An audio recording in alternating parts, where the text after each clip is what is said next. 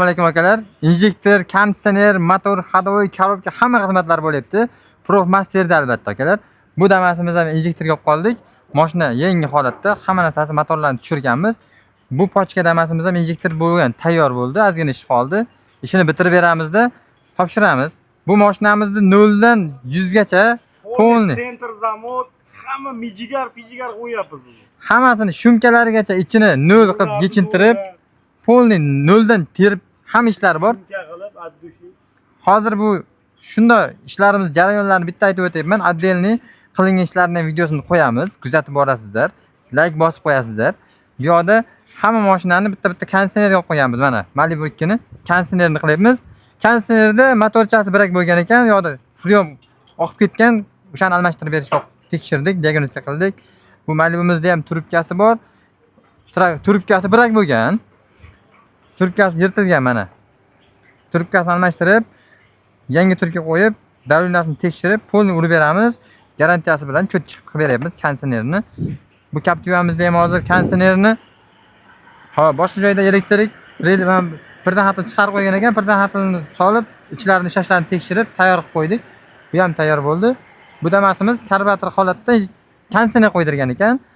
Xullas akalar, bu konditsionerda ishlashi zo'r, cho'tki bo'lyapti dedi klient. Hozir kelgan Profmasterga. Qanaqa turibdi, nima bo'libdi ko'rsataman obunachilarga bitta. Konditsioner ishlaganda motor pirillab qolyapti. Sababi karburator holatda, gazda yuribman, deyapti. Hozir konditsioner qo'shilib turibdi, mana knopka. Qo'shildi mana. Mana. Buni to'g'rilab beramiz hozir, xudo xolasa, ishlarni bitirib beramiz.